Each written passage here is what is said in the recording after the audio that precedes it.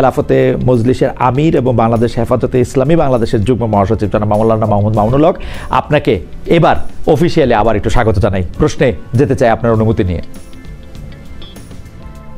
জি ধন্যবাদ, আমরা যেতে পারি আলহামদুলিল্লাহ। জি, যারা আমাদের সাথে যুক্ত আছেন আমিও আমার পক্ষ থেকে সকলকে স্বাগত জানাচ্ছি। জি মামুন ভাই, আমরা আজকে জানি যে আমি আমি আমি আসলে যখন কারিগরি সংযোগটি প্রতিষ্ঠিত হতে চেষ্টা করছিল তখন আমি বলছিলাম যে আজকে জাতির উদ্দেশ্যে প্রধান উপদেষ্টা ডক্টর মোহাম্মদ ইউনূস ভাষণ দিয়েছেন, সেখানে তিনি জানিয়েছেন জাতীয় সংসদ নির্বাচন ও গণভোট একই দিনে অনুষ্ঠিত হবে, কিন্তু আপনার স্পষ্ট দাবি ছিল গণভোট আগে হতে হবে, জুলাই সনদের সব বাস্তবায়ন করতে হবে, তারপর জাতীয় সংসদ নির্বাচন। এখন সরকারের সিদ্ধান্ত জাতীয় নির্বাচনের দিনই হবে যে গণভোট, এটা নিয়ে আপনার প্রতিক্রিয়া কি জনাব মাহমুদ মামুনুল হক? যে ইতিমধ্যে আমি আমার এবং আমাদের দলীয় প্রাথমিক তাৎক্ষণিক প্রতিক্রিয়া আমরা ব্যক্ত করেছি।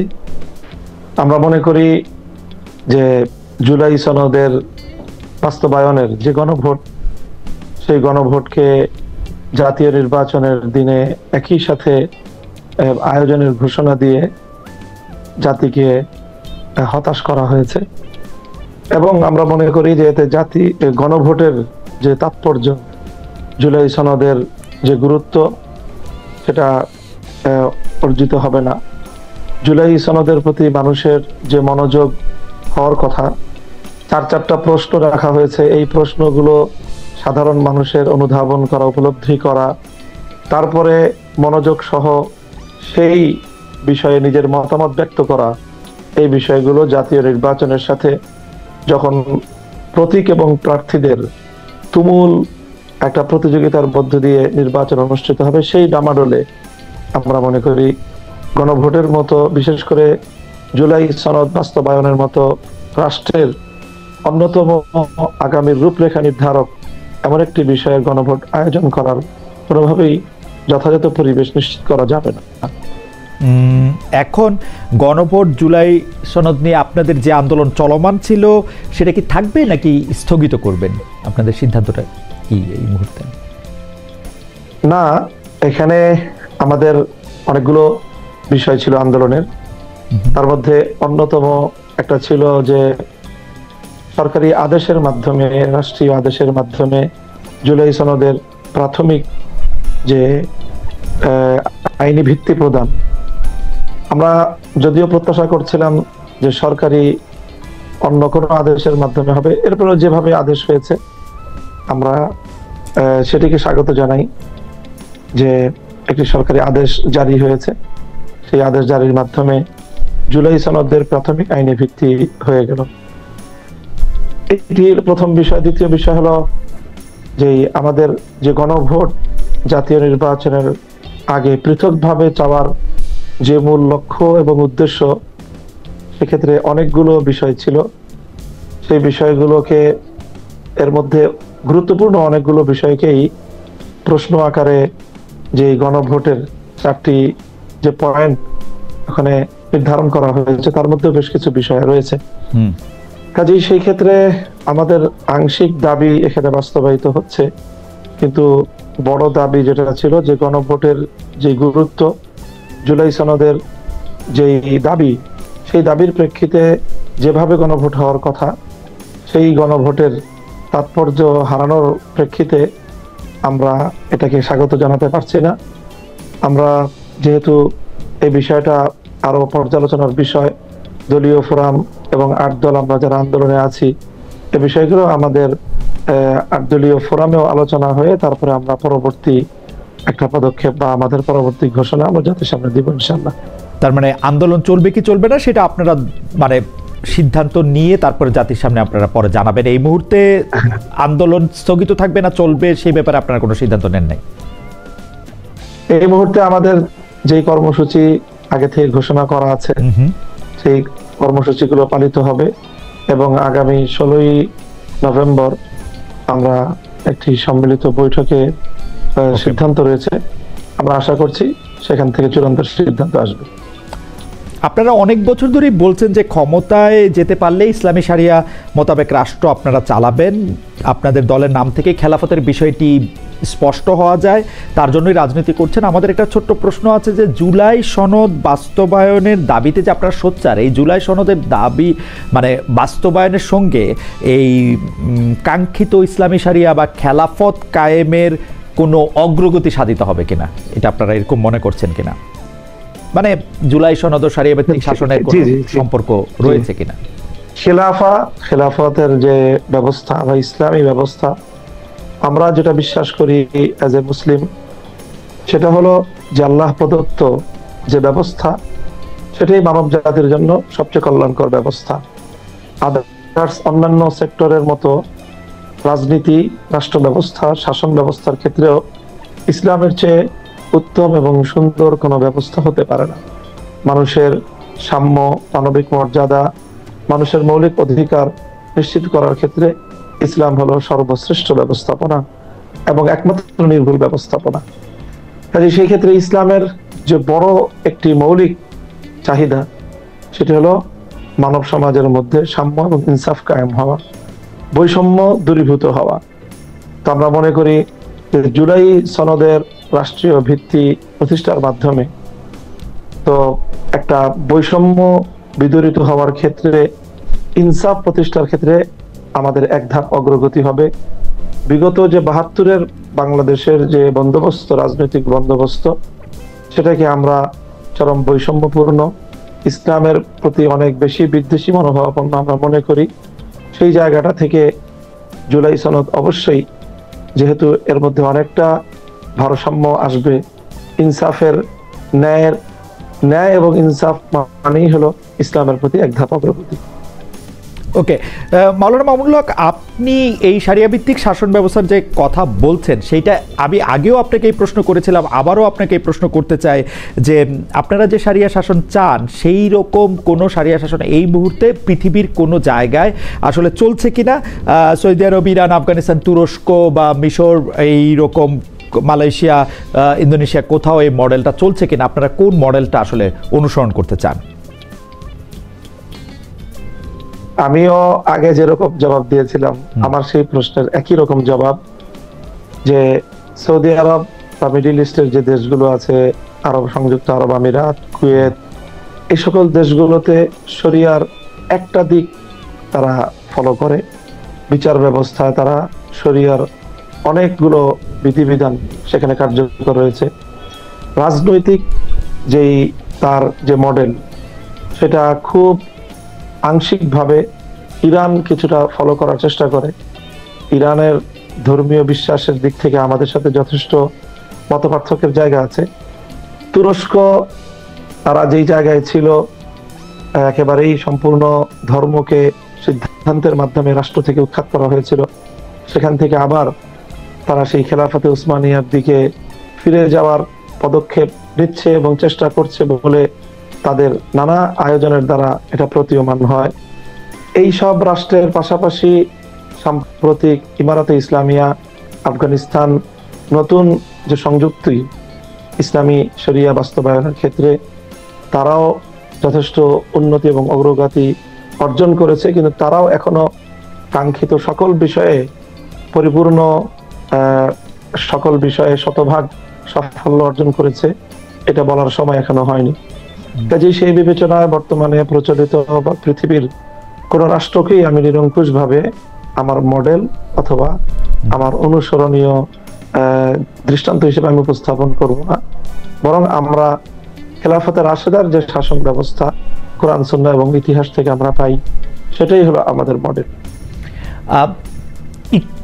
আরেকটু যদি পরিষ্কার করতেন যে আপনার স্কুল, মানলাম যে পৃথিবীর কোনো রাষ্ট্রকে আপনি মডেল হিসেবে নিচ্ছেন না, আদর্শ হিসাবে আপনি কাকে নিচ্ছেন? কারণ স্কুল অফ থটসেও আমরা নানা সময় নানা জনের মধ্যে মত পার্থক্য দেখি যে ইসলাম ধর্ম অনুসরণ করলে, আপনি ইরানের কথা বললেন, আফগানিস্তান বা সৌদি আরবের কথা বললেন, এখন হাশেমি, উমাইয়া, খোলাফায়ে রাশিদিনের কথা বললেও সেইটাও আবার মানে যেহেতু ওসমান রাদিয়াল্লাহু আনহুর সময় থেকে এটি একটি উমাইয়াদের জায়গা থেকেও আমরা একটা আলাদা স্কুল অফ থটস দেখে, যেটা আপনি আসলে অনেক বেশি জানেন, তো সেই স্কুল অফ থটসের মধ্যে আপনারা আসলে কোন স্কুল অফ থটস অনুসরণ করবেন যদি আপনারা রাষ্ট্র ক্ষমতায় আসেন? স্কুল অফ থটস বলতে আমাদের যে ফিকহের ক্ষেত্রে, মানে আমরা যে ফিকাহ মানি, ইসলামের ফিকাহ মানার ক্ষেত্রে স্কুল অফ থটস এর একটা পার্থক্য, সেটা শুধুমাত্র ইসলামী ফিকহের ক্ষেত্রে 4টা স্কুল অফ থটস আছে, এবং 4টার বাইরে আরেকটা স্কুল অফ থটস বর্তমান সময়ে বিশ্বজুড়েই জনপ্রিয়তাও আছে, সেটি হলো যেটাকে সালাফি একটি স্কুল অফ থটস আমরা বলতে পারি। এই 5টি স্কুল অফ থটস বর্তমানে পৃথিবীতে চলছে ফিকহের ক্ষেত্রে। আর যদি ইসলামী আকীদার বিশ্বাস সহ বলি, তাহলে মৌলিকভাবে 2টি পার্থক্য বা 2টি এখানে ভাগ, একটা হলো শিয়া আর একটা হলো সুন্নি। এই সুন্নির মধ্যে কিন্তু সমস্ত স্কুল অফ থটস গুলো একীভূত। তো আমরা সেই জায়গায় কোনোভাবেই শিয়া মডেলকে আমরা বিশ্বাস, চিন্তা, দর্শনের ক্ষেত্রে অনুসরণ করি না। আমরা সুন্নি থটসটাকে অনুসরণ করি, এবং রাষ্ট্রবিজ্ঞান ক্ষেত্রে, রাষ্ট্রবিজ্ঞান এবং রাজনীতির ক্ষেত্রে এই স্কুল অফ থটস গুলোর মধ্যে কোনো ভেদাভেদ নেই। এখানে সুন্নি যেই মতবাদ, যেটা কোরআন সুন্নাহ ভিত্তিক, সেটাকে আমরা আমাদের মডেল বলে এবং আমাদের স্কুল অফ থট হিসেবে আমরা অনুসরণ করি।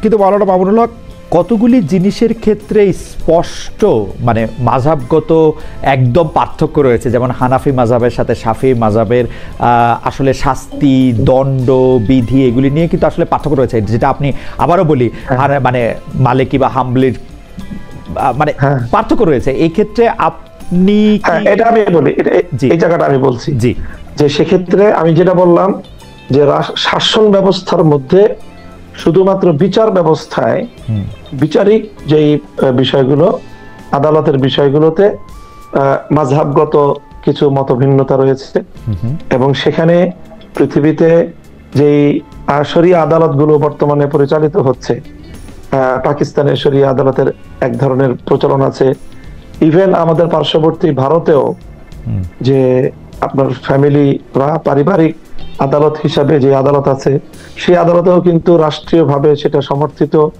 এবং রাষ্ট্রীয়ভাবে সেটা পরিচালিত। সেখানেও এক ধরনের স্কুল অফ থট অনুসরণের একটি বিষয় রয়েছে। তারপরে মিডিল ইস্টে যে শরিয়া আদালতগুলো আছে, সেগুলো একটা মাযহাবকে অনুসরণ করে। তুরস্কে তারা এক ধরনের মাযহাব অনুসরণ করে, এবং আফগানিস্তানে তারা যে সম্পূর্ণ শরিয়া আদালত প্রতিষ্ঠা করেছে, তারা কিন্তু সেই শরিয়া আদালত সম্পূর্ণ হানাফি মাযহাব অনুযায়ী তারা পরিচালনা করে।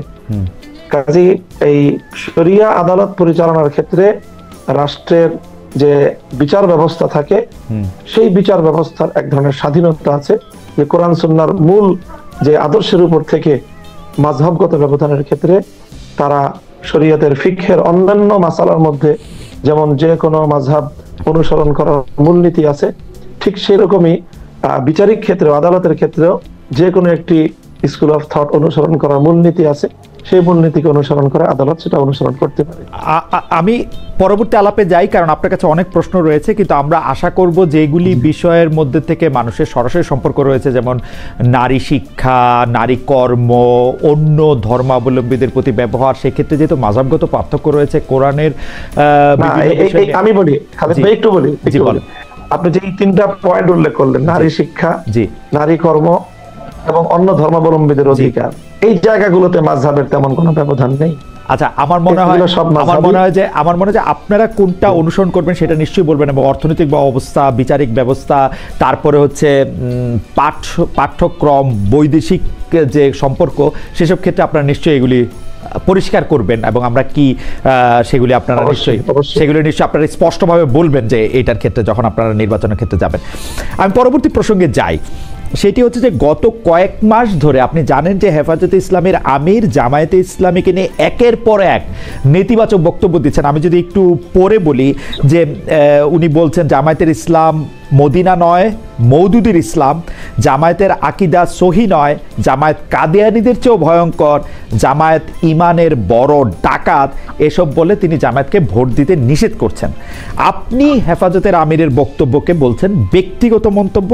এই বক্তব্য যদি সংগঠনেরও নাও হয়, এই বক্তব্যগুলি নিয়ে আপনার ব্যাখ্যা বা মূল্যায়ন কি, আমি এটা জানতে চাই যে মিডিয়ায় আমরা নিউজটা এরকম দেখতে পাই যে হেফাজত এখন কিছুটা বিএনপির দিকে, আর হেফাজত নেতাদের রাজনৈতিক দলগুলি কিছুটা জামায়াতের সঙ্গে। আপনি যদি একটু আমাদের একটু বলতেন যে জামায়াতকে যেভাবেই তিনি বলছেন হেফাজতের আমির জনাব শাহ মহিবুল্লাহ বাবুনগরী, তার বক্তব্যটাকে আপনি ব্যক্তিগত মন্তব্য বললেও যেহেতু তিনি একটি আপনাদের অরাজনৈতিক সংগঠনের আমির, সেটাকে আপনারা আসলে কিভাবে দেখেন? তো উনি যেহেতু অরাজনৈতিক ব্যক্তিত্ব, তার বক্তব্যগুলো অরাজনৈতিক, এবং তিনি তার ধর্মীয় বিশ্বাসের জায়গা থেকেই এই বক্তব্যগুলো দিয়েছেন। হ্যাঁ, বক্তব্যগুলোর মধ্যে কিছু বিষয় আছে যে বিষয়গুলো একটা উপমা, হ্যাঁ, একটা বিষয় হলো একটা এক্সাম্পল অথবা কোন একটা দৃষ্টান্ত বর্ণনা করা হয়। রূপক অর্থের একটা বিষয় আমরা জানি ব্যবহারিক ক্ষেত্রে আছে। যেমন আমি দৃষ্টান্ত হিসেবে একটা কথা বলি, যেমন আমাদের মধ্যে অনেক বড় একজন ইসলামিক স্কলার, এই বিগত শতাব্দীর আল্লামা জাহেদ কাউসারি তার নাম, তার একটা খুব জনপ্রিয় একটা মন্তব্য আছে, সেটা হলো আল্লাহ মাযহাবিয়াতু কান্তারাতুল্লাহ দীনিয়া, যে মাযহাবকে অস্বীকার করা এটা ধর্মকে অস্বীকার করারই একটা সিঁড়ি। তো অথচ আমরা কিন্তু এটা বলি না, আমাদের দৃষ্টিভঙ্গিগতভাবে আমরা এটা বলি না যে যে মাযহাব মানে না সে দিন মানে না, এমনটা কিন্তু বলি না। কিন্তু ওনার এই কথাটা, এটা হলো একটা সুদূর প্রসারী রূপক অর্থের এবং পরবর্তী একটা পরিণাম বিবেচনায় তিনি এই কথাটি বলেন। ঠিক তদ্রূপ আমিরে হেফাজতের যে মন্তব্যটি আপনি কোট করলেন, সেটি মূলত ওনার নিজস্ব মন্তব্য না, এটা আমাদের উপমহাদেশের একজন খ্যাতিমান আলেমে দ্বীন এবং এই পাক ভারত উপমহাদেশের ভারত এই স্বাধীনতা, ইংরেজ বিরোধী স্বাধীনতা আন্দোলনের অন্যতম রূপকার হুসাইন আহমদ মাদানী, যিনি ভারতের অত্যন্ত প্রভাবশালী দারুল উলুম দেওবন্দের বড় মাপের একজন শাইখুল হাদিস, তার এই মন্তব্য যে তিনি বলেছেন, যেটা যে মওদুদী সাহেবের যে ওনার যে দৃষ্টিভঙ্গি ইসলাম সংক্রান্ত বিষয়ে, সেই দৃষ্টিভঙ্গিগুলো যদি পরিপূর্ণভাবে প্রতিফলিত হয়, তাহলে তার যে ফলাফলটা দাঁড়াবে, সেই ফলাফলটা অনেক ভয়ঙ্কর। তো যেহেতু কাদিয়ানি ফিতনাটা এটা একটা সীমিত পরিসরের মধ্যেই এটা সীমাবদ্ধ, কিন্তু মওদুদী সাহেবের তার যে চিন্তাধারাগুলো, সেগুলো ব্যাপক মানুষের মধ্যে আলোড়ন সৃষ্টিকারী, ব্যাপক মানুষের মধ্যে এটা জনপ্রিয়তা লাভ করেছে। সেই বিবেচনায় উনি বলেছেন যে মওদুদী মত এই কাদিয়ানি মতবাদ তো এটা গণ্ডিবদ্ধ কিছু মানুষকে বিভ্রান্ত করছে, কিন্তু মাওলানা মওদুদী সাহেবের যেই চিন্তাধারাগুলো ধর্ম সংক্রান্ত, ইসলাম সংক্রান্ত, ইতিহাস সংক্রান্ত, সাহাবীদের সংক্রান্ত, নবীদের সংক্রান্ত, সেই বিশ্বাসগুলো, এটার যে পরিণাম, যদি কেউ আমার একটা প্রশ্ন আছে, সেটা হচ্ছে কথাটা শেষ করে একটু এই কথাটা শেষ, এক মিনিট যে যদি কেউ এই বিশ্বাসগুলোকে ধারণ করে নেয়, তাহলে তার ফলাফল তার জীবনে অত্যন্ত ভয়াবহ ঘটতে পারে। ইতিমধ্যে বারবার কিন্তু জামাতে ইসলাম তারা এই কথা বলার চেষ্টা করে যে তারা সম্পূর্ণরূপেই মওদুদী সাহেবের সকল মতবাদকেই যে তারা অক্ষরে অক্ষরে বাস্তবায়ন করবে, এমন ঘটনা কিন্তু তাদের ঘোষণা তাদের পক্ষ থেকে নেই। তো সেই জায়গা থেকে আমিরে হেফাজতের বক্তব্য হলো মূলত মওদুদী সাহেবের চিন্তাধারা ব্যক্তিগত, এবং আর সেই চিন্তাধারাগুলি অনুসরণ করলে, কেউ ধারণ করলে তার যে ভয়াবহ ফলাফল ঘটতে পারে, সেই বিষয়ে সতর্কবাণী। আর আমরা যেই জায়গা থেকে কাজ করতেছি, সেটা হলো আমরা মনে করি যে ইসলামী রাজনৈতিক দল হিসাবে আমাদের প্রধান ফোকাস পয়েন্ট হলো যারা রাষ্ট্র ব্যবস্থায় ইসলাম চায় আর যারা রাষ্ট্র ব্যবস্থায় ইসলাম চায় না। যখন ইসলামিক রাজনৈতিক সংগঠন হিসেবে আমার অবস্থান, যারা রাষ্ট্র ব্যবস্থায় ইসলাম চায় তাদের পক্ষে আমাকে অবস্থান নিতে হয়। কাজেই এই জন্য যিনি রাজনীতি করেন আর যিনি রাজনীতি করেন না, তার মূল ফোকাস পয়েন্ট একটা হয় না কখনোই। আপনি আমার কাছে, আপনার কাছে আমার যে প্রশ্ন ছিল যে সেটা হচ্ছে যে আপনি বলছেন যে উনি একজনকে কোট করে বা উদ্ধৃত করে একটা কথা বলছেন, সেক্ষেত্রে আপনি একটা উদাহরণও দিলেন, কিন্তু আপনি কি এটাকে এরকমই মনে করেন কিনা? আপনি কি এই কোটটা দিতেন কিনা? জনাব আল্লামা বাবুনগরী যেটাকে বলছেন, কাদিয়ানীরা ইমানের যত ক্ষতি করতে পারেনি জামায়াতে ইসলামী তার চেয়ে বেশি ক্ষতি করেছে। ইনি কাউকে কোট করছেন মানে তো তাকে আসলে এন্ডোর্স করছেন, তাই না? মানে এটা আরেকজনকে উদ্ধৃত করেও আমরা যখন একটা কথা বলি তার বক্তব্যের সাথে আমি একমত হয়ে বলি। আপনি এই বক্তব্যের সাথে কথাটা, জি আপনি এই বক্তব্যের সাথে একমত না? তাহলে আমি এই বক্তব্যের সাথে একমত না, আমি কথা বলিনি। আমি সেই বক্তব্যের যে ব্যাখ্যা, সেই বক্তব্যের যে মূল উদ্দেশ্য, সেই উদ্দেশ্যটাকে আমি ব্যক্ত করলাম। এবং এই বক্তব্যটা আমাদের একজন অনুসরণীয় ব্যক্তির, এবং তিনি রাজনৈতিক দূরদৃষ্টি সম্পন্ন এবং ধর্মীয় স্কলার, কাজেই তিনি তার ধর্মীয় জায়গা থেকে এটার পরিণামের বিষয়ে সতর্ক করেছেন। আমরা জামাতে ইসলামের যারা আছে, মওদুদী সাহেবের ফলোয়ার, তাদেরকেও আমরা সতর্ক করার জন্য আমরা ওই কথা বলি যে এই বিষয়টা যদি আপনারা ভুল করেন তাহলে আপনারা এই ধরনের ক্ষতির মধ্যে পতিত হতে পারেন। আপনি কি মনে করেন যে আল্লামা মামুনুল হক, আপনি কি মনে করেন যে মওদুদী সাহেবের দেখিয়ে দেওয়া আদর্শ বা পথ বাদ দিলে জামায়াতে ইসলামী যে মানে কথা বলে সেই রাজনীতিতে তারা থাকবে, নাকি তাদের কিছু পরিবর্তনও করতে হবে যদি ব্যাপারটা শুধু মওদুদী সাহেবই হয়? হ্যাঁ, শুধু এখানে আমি জামাতে ইসলামের রাজনীতি সম্পর্কে আমার যে অবজারভেশন, সেটা হলো জামাতে ইসলাম অনেক ক্ষেত্রেই মওদুদী সাহেবের অনেক আদর্শকেই তারা অনুসরণ করে না। ওকে, যারা মওদুদী সাহেবের একনিষ্ঠ ভক্ত, তাদের পক্ষ থেকে জামাতে ইসলামের ব্যাপারে এই ধরনের বড় ধরনের আপত্তিও আছে যে মওদুদী সাহেবের বেশ কিছু গুরুত্বপূর্ণ ফিলোসফি, তার বেশ কিছু দর্শন জামাতে ইসলাম রাজনীতিতে অনুসরণ করছে না। যেরকম জামাতে ইসলাম যেইভাবে গণতান্ত্রিক ধারাকে প্রমোট করছে, এটা মওদুদী সাহেবের মূল তার যে বক্তব্য, তার যে আদর্শ, সেটা থেকে অনেকে মনে করেন যে জামাতে ইসলামের বিচ্যুতি ঘটেছে। ওকে, কাজে সেই হিসাবে আমি বলতে চাই এই জায়গায় কিছুটা ব্যবধান আছে আর কি। আপনি যেহেতু গণতন্ত্রের প্রশ্নটা তুললেন, সেহেতু আমি একটু জানতে চেয়ে রাখি যে আপনি মানে খেলাফতে মজলিস গণতন্ত্র প্রশ্নটাকে কিভাবে ডিল করে। আসলে গণতন্ত্র বলতে আমরা যে মডেলটা দেখি, জামায়াতে ইসলামীও যে ধরনের গণতন্ত্রের কথা বলে, খেলাফতে মজলিসের ক্ষেত্রে গণতন্ত্রের প্রশ্নের উত্তরটা কি? আসলে খেলাফতে মজলিসের চোখে গণতন্ত্রটা কেমন? হ্যাঁ, আমরা আমরা আমরা গণতন্ত্রের তিনটা পার্ট করি। গণতন্ত্রের মধ্যে তিনটা পার্ট আছে। একটা পার্ট হলো বিশ্বাসের জায়গা, আরেকটা পার্ট হলো অ্যাপ্লিকেশনের জায়গা। অ্যাপ্লিকেশনের জায়গার মধ্যেও আবার দুইটা পার্ট আছে। আমরা তো গণতন্ত্রের যে সবচেয়ে জনপ্রিয় ডেফিনিশন আমরা আমেরিকানের দেয়া, government of the people, by the people, for the people, এটাই আমরা জানি। তো এই যে গভর্নমেন্ট অফ দ্য পিপল, এটা হলো বিশ্বাসের জায়গা গণতন্ত্রের। এই জায়গাটা ইসলামের সাথে শতভাগ সাংঘর্ষিক। ইসলাম কখনোই রাষ্ট্রের, জনগণের, কারোরই নিরঙ্কুশ সার্বভৌম ক্ষমতাকে স্বীকার করে না। ইসলামের লা ইলাহা ইল্লাল্লাহ যে ব্যক্তি বিশ্বাস করবে, ইসলামের সেই প্রথম কালেমার সাথেই গভর্নমেন্ট অফ দ্য পিপলের সরাসরি সংঘর্ষ। কাজে আমরা মনে করি না যে গভর্নমেন্ট অফ দ্য পিপল, জনগণের যেটা চাইবে, যা চাইবে সেটাই আইনে পরিণত হবে, বিষয়টা এমন নয়। বরং সমস্ত মানুষ মিললেও, তারা ঐক্যবদ্ধ হলেও, একমত হলেও আল্লাহর কোনো আইনের বিপরীত তাদের কোনো আইন করার অথরিটি বা সেই অধিকার তাদের নেই। এই জায়গাটা গণতন্ত্রের সাথে সম্পূর্ণ আমরা ডিফার করি। ফর দ্য পিপল যেটা, এটা গণতন্ত্র যেটা বলে যে সরকার বা রাষ্ট্র জনগণের কল্যাণে কাজ করবে, এটার মধ্যে ইসলামের সাথে গণতন্ত্রের সাথে কোনোই ব্যবধান নাই, শতভাগ মিল আছে। বাই দ্য পিপলের যে জায়গা, সেটা ইসলামের একটা ভিন্ন ফর্মুলা আছে, গণতান্ত্রিক নির্বাচন ব্যবস্থার একটা ভিন্ন ফর্মুলা, সেটা শতভাগ ইসলামের সাথে মিলে না।